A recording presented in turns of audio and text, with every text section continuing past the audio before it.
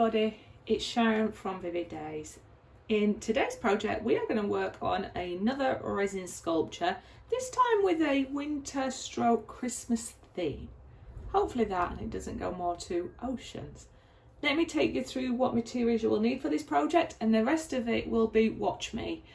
If you want to see a step-by-step instructions, I've got a video out for that, so check the little icon at the top right where it'll link you to that video so you can go through and see the step-by-step, because with resin sculptures it's all about timings. But anyway, I'm Sharon, I'm digressing, but thumbs up, subscribe, share, comments are always welcome. Remember to visit my Etsy store, there might be some treasures there that you want to purchase, and join my Facebook group if you want to showcase your art with a lovely little art community. But iridescent paper, so I've got iridescent paper here. You use whatever materials you want to use. I use this because I know that I've done patch tests on it and it works. It's got a high shine on it and it helps you sculpt your resin beautifully, and it pulls away from it. So there is a link for all my products in my descriptions, but I go for shiny.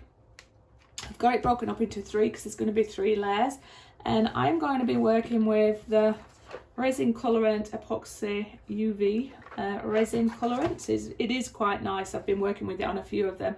The colours I'm going to be popping into my resin when I've put it down is the blue and the navy, and I'm going to go with the white from Casting Craft. I love that, but you're going to have to be very restrained with this because it can take over, so you'll see me apply that.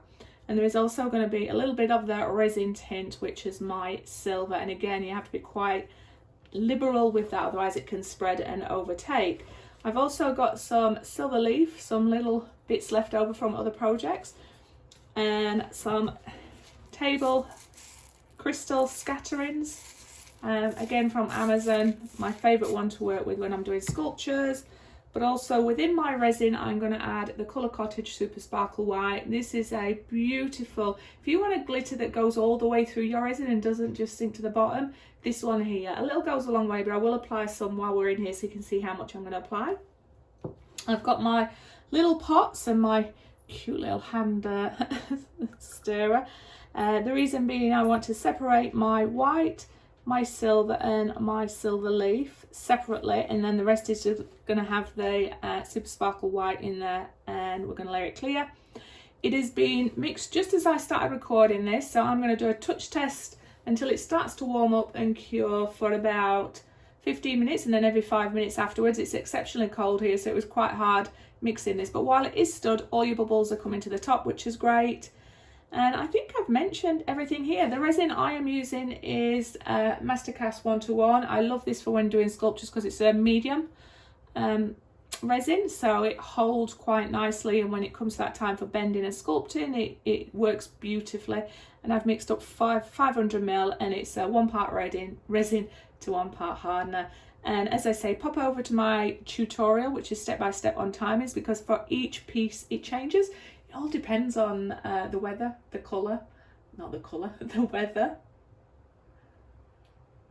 Actually, yes, the colours, the pigments that you do add make a difference when you're in there. I was trying to search for my words then, but yeah, let's get on with this. And I'm going to play some Christmas music in the background and hopefully inspire me. And hopefully we'll come out with a piece that somewhat represents a festive dish or winter. Winter is coming. All right, Sharon, let's get on with this. Have a beautiful day. Thank you for spending time with me, and I hope you enjoy this, so remember to leave your comments. Thank you very much.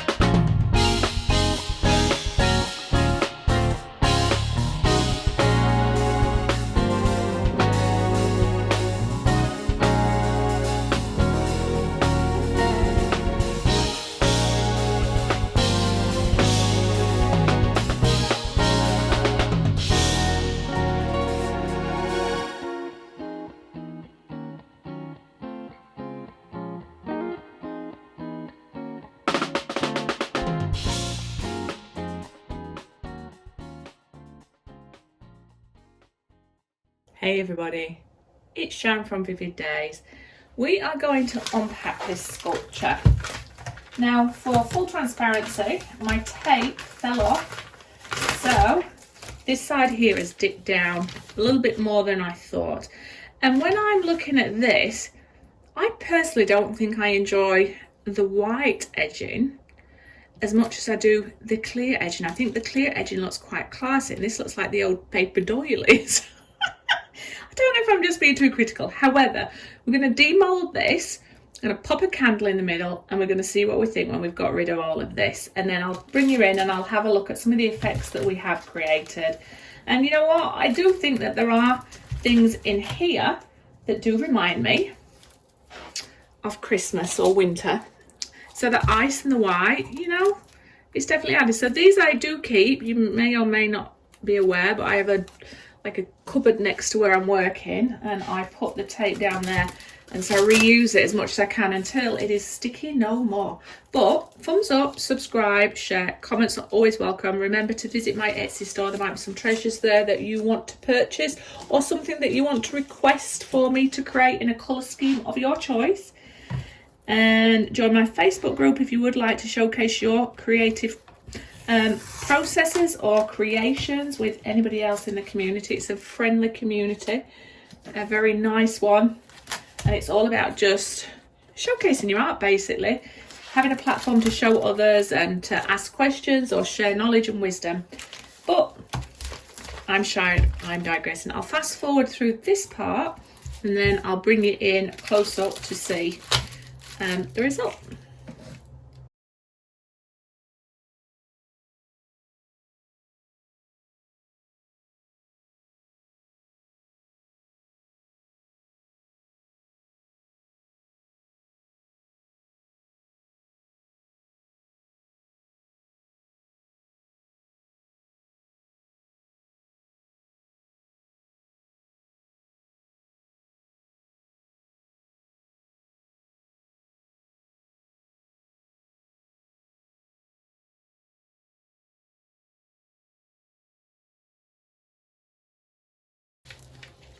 So now I've got all that tape off and I can see the centerpiece. Now the centerpiece is all glassy like and the outside is the snow. I actually quite like it.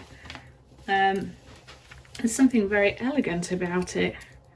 I'm collecting all my crystals. So this is where I normally run my hand around it. I put these crystals out of the way because I dropped them all over the floor the other day. And we're going to remove any excess ones that's fallen. Now I normally do it by holding it up for a little bit. A couple of imprints in there. These are the ones that fell onto it as I was picking it up, which is not a good thing, so they're in it, so that's all right. There's nothing there. I get asked a lot, does that tape leave any sticky residue on there? And it really doesn't. You need a masking tape that's not ultra sticky, and not even a mask, yeah, and that it's going to come away, but it is, if you put it on at the right part of curing, there are no bits of tape left on there. So I'm now going to go through and just use my hand, because you can see how some, when I mentioned that I let my resin run and then I put a thick layer of crystals on it because the resin's going to keep pushing over it, and that's how you get them to stick at the end here. So just lightly rubbing your hand over, and anything that doesn't want to be there will fall off. And we're just helping that, and there's no real awful edges. It's all finished quite nicely so far. Most of them are staying on. But look at that. Oh, just look at that. Oh, there's some beautiful effects in there. I'll have to show. It's not in daylight, I'm afraid.